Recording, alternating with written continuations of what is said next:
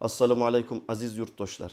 Men huquqshunosman, pensiya qonunchiligi bo'yicha mutaxassisman. Bugungi videoda siz uy-joyingizni bolalaringiz nomiga rasmiylashtirish, ya'ni taqsim yoki hadya qilishning satarlari, umrbod yashash huquqingizni qanday himoya qilish va O'zbekiston qonunchiligi bo'yicha uydan majburlab chiqarilishning oldini olish yo'llarini o'rganasiz.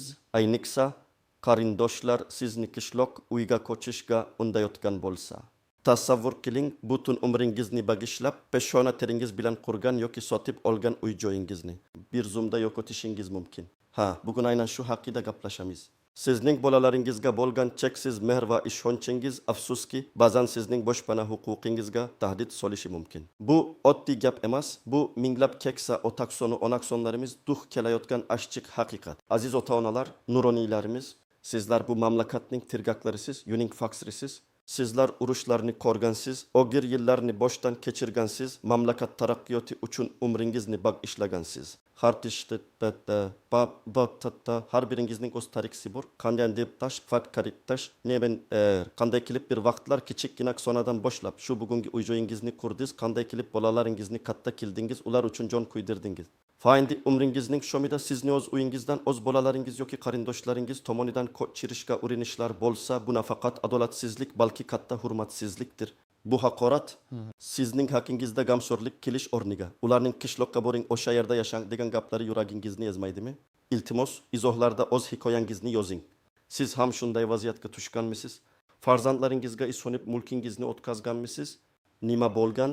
O'z fikringizni bildiring, balki sizning tajribangiz boshqalarga yordam berar. Biz har bir izohni o'qiymiz. Bu biz uchun juda muhim. Azizlarim, esingizda bo'lsin. Qonunlar doimiy ravishda o'zgarib turadi. Sizning huquqlaringiz himoyasi uchun eng so'nggi ma'lumotlardan xabardor bo'lishingiz shart. Shuning uchun kanalimizga hoziroq obuna bo'ling va qo'ng'iroq tugmasini bosib qo'ying, toki sizning pensiya huquqlaringiz, uy-joy masalalariga oid muhim yangiliklar va maslahatlarni o'tkazib yubormang. Chunki men pensiya qonunchiligi bo'yicha mutaxassis sifatida sizning har bir haqqingiz uchun kurashishga tayyorman. Ilgarilari yaqin o'tmishda ko'pchilik ota-onalar o'z farzandlariga butunlay ishonib, taqsim yoki hadya shartnomalari orqali mulkini osonlikcha o'tkazib yuborardi.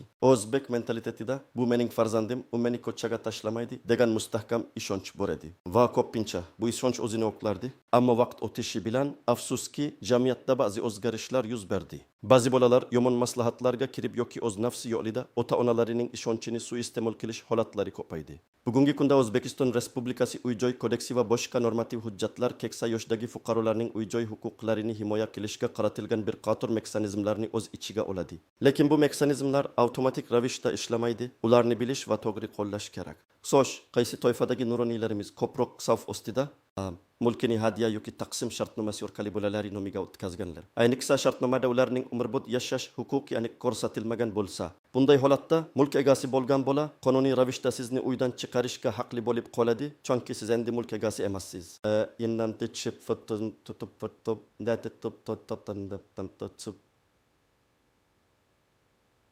Yagona uy-joyi bo'lgan, ammo moliyaviy qiyinchiliklar tufayli qarzlarga botganlar.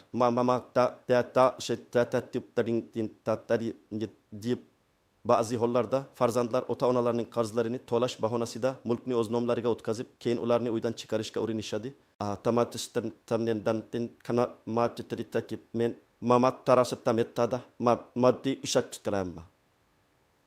Oilaviy kelishmovchiliklar, ajralishlar natijasida jabrlanganlar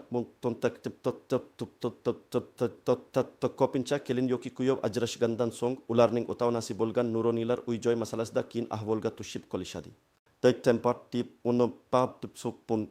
Yoshi katta, sog'ligi yomon, o'z huquqlarini bilmaydiganlar. Bunday kishilar manipulyatsiyaga va aldashga oson uchraydilar. Lekin umidsizlikka tushmang. Sizning huquqlaringizni himoya qilish yo'llari bor.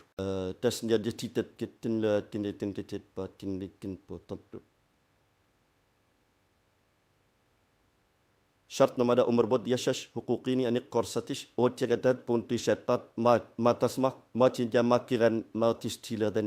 agar siz mulkingizni o'tkazsangiz ham notarial tasdiqlangan shartnomada sizning ushbu uy-joyda umrbod yashash huquqingiz aniq yozilishi shart.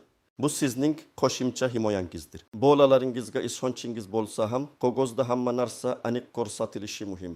Vasiyatnoma orqali mulkni qoldirish, mulkingizni hayotligingizda o'tkazish shart emas. Vasiyatnoma tuzish orqali ham o'zingiz xohlagan shaxsga qoldirishingiz mumkin va bu sizning hayotlik davringizda mulkdorlik huquqingizni saqlab qoladi.